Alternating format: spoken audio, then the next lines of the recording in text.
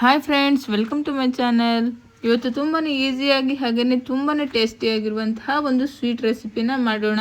ಮನೆಯಲ್ಲೇ ಇರುವಂತಹ ಪದಾರ್ಥಗಳನ್ನು ಉಪಯೋಗಿಸ್ಕೊಂಡು ಈ ಸ್ವೀಟನ್ನು ಮಾಡೋಣ. ತುಂಬಾ ಈಸಿಯಾಗಿ ಹಾಗೆಯೇ ತುಂಬಾ ಕ್ವಿಕ್ಕಾಗಿ ಮಾಡ್ಕೋಬೋದು. ಇದನ್ನು ಸುಮಾರು ಒಂದು 2ರಿಂದ 3 ದಿನ ಹೊರಗಡೆ ಇಟ್ಟು ತಿನ್ಬೋದು. ಫ್ರಿಜ್ಜಲ್ಲಿ ಆದರೆ 1 ವಾರ ಇಟ್ಟು ತಿನ್ಬಹುದು.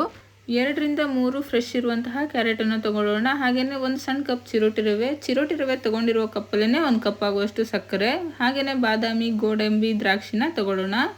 ಇದಕ್ಕೆ ಫ್ಲೇವರ್ಗೋಸ್ಕರ ನಾವು ಇಲ್ಲಿ ಏಲಕ್ಕಿನ ತಗೊಳ್ಳೋಣ. ತುಪ್ಪನೂ ಅಷ್ಟೇ, ಇದಕ್ಕೆ ಜಾಸ್ತಿ ಬೇಕಾಗಲ್ಲ. ಒಂದು 2ರಿಂದ 3 ಟೇಬಲ್ ಸ್ಪೂನ್ ತುಪ್ಪ ಆದರೆ ಸಾಕು. ಈಗ ಹೇಗೆ ಮಾಡೋದು ಅಂತ ನೋಡ್ಕೊಳ್ಳೋಣ. ನಾವು ತಗೊಂಡಿರುವಂತಹ ಕ್ಯಾರೆಟನ್ನು ನೋಡಿ ಇಲ್ಲಿ ಈ ಥರ ತುರಿದಿಟ್ಕೊಳ್ಳಿ. ನಂತರ ರವೆನ ಒಂದು ಮಿಕ್ಸರ್ ಜಾರ್ಗೆ ಹಾಕಿಬಿಟ್ಟು ಅದನ್ನು ಪೌಡರ್ ಮಾಡ್ಕೊಳ್ಳೋಣ.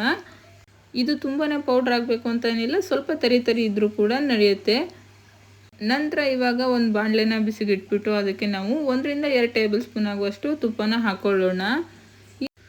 ತುಪ್ಪ ಕರಗಿದ ನಂತರ ಇದಕ್ಕೆ ನಾವು ತುರಿದಿಟ್ಟಿರುವಂತಹ ಕ್ಯಾರೆಟನ್ನು ಹಾಕ್ಕೊಳ್ಳೋಣ.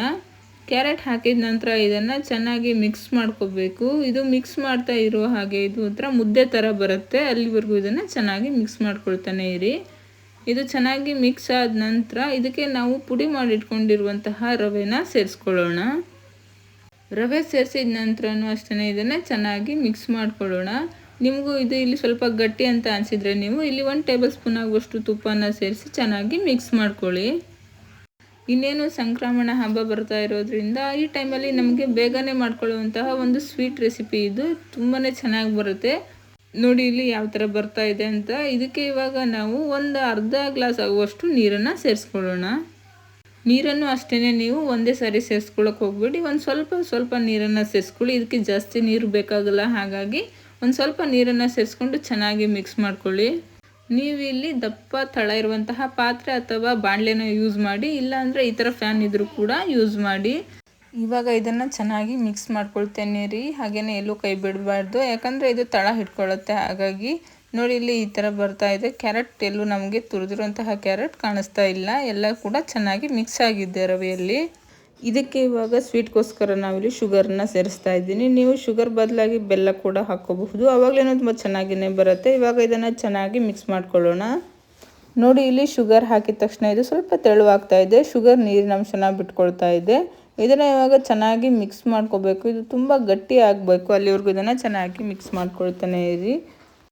ಇದಕ್ಕೆ ನೀವು ಬೇಕು ಅಂತಂದರೆ ಒಂದು 2 ಟೇಬಲ್ ಸ್ಪೂನ್ ಆಗುವಷ್ಟು ತುಪ್ಪನ ಸೇರಿಸ್ಕೋಬಹುದು. ತುಪ್ಪ ಸೇರಿಸೋದ್ರಿಂದ ನಿಮಗೆ ಟೇಸ್ಟ್ ತುಂಬ ಚೆನ್ನಾಗಿ ಬರುತ್ತೆ. ತುಪ್ಪ ಆರೋಗ್ಯಕ್ಕೂ ಕೂಡ ತುಂಬಾ ಒಳ್ಳೆಯದು. ನೀವು ಸೇರಿಸ್ಬೇಕು ಅಂದರೆ ಸೇರಿಸ್ಕೊಳ್ಳಿ, ಇಲ್ಲ ಅಂದರೆ ಕೂಡ ನಡೆಯುತ್ತೆ. ಹಾಗೇನೂ ಕೂಡ ಇದು ತುಂಬಾ ಚೆನ್ನಾಗಿ ಬರುತ್ತೆ. ಆದರೆ ನಾನಿಲ್ಲಿ 1 ಟೇಬಲ್ ಸ್ಪೂನ್ ಆಗುವಷ್ಟು ತುಪ್ಪನ ಸೇರಿಸ್ಕೊಳ್ತಾ ಇದ್ದೀನಿ.